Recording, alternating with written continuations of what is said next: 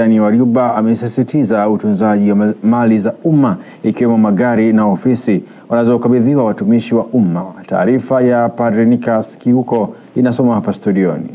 Wakili Warioba ameyasema hayo katika tathmini ya utekelezaji wa shughuli za maendeleo bora katika awamu ya kwanza ya Julai hadi Oktoba mwaka huu 2025 kilichofanyika katika ukumbi wa halmashauri ya Malinyi.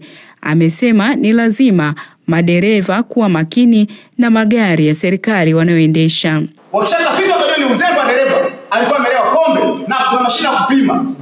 Apima ona alikuwa na uzembe. Asanaye afidie kiasi cha ngine cha matengenezo gari husika. Hii itasababisha kudhibiti uharibifu wa makusudi wa magari ya serikali.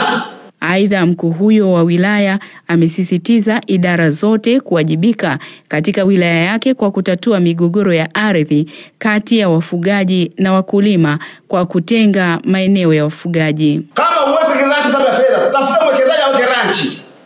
Wakulima wafugaji wenye ng'ombe tukawapeleka kwenye ranchi hizo.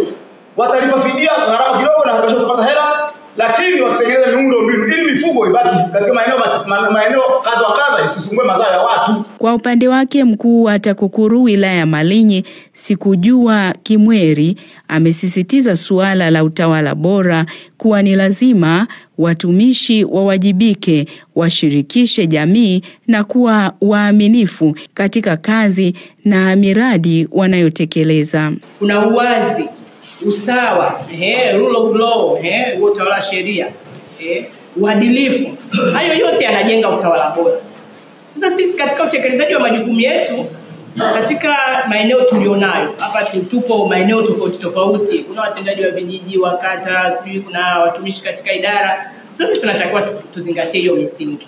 Kikao hicho cha tathmini kiliitishwa na mkurugenzi wa wilaya ya Malinyi Hamisi Katimba ili kusikiliza taarifa mbalimbali za idara zote kama vile TAKUKURU, fedha na uhasibu, polisi, uhamiaji, barabara, afya, maji safi na salama. Taarifa ya Padri Nikas Kiuko imesomwa nami studioni Selina Matuja, Tumaini Habari. Mkoani Tanga ni kwamba bodi ya usimamizi wa stakabadhi ghalani kwa kushirikiana na Wizara ya Mifugo na Uvuvi imewakutanisha wadau na wakulima wa zao la mwani mkoani Tanga kujadili